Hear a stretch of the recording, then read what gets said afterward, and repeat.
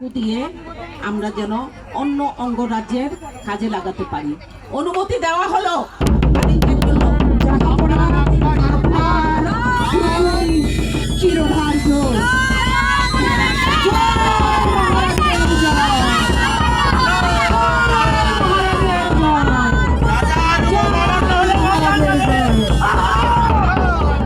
তবে মন্ত্রীবর যাহাপনা হয় তবে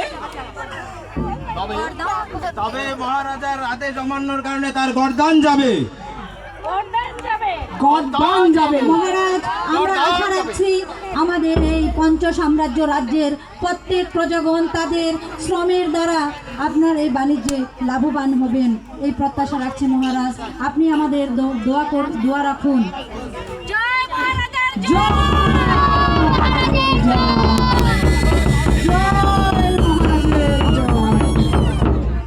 প্রজাবাৎসল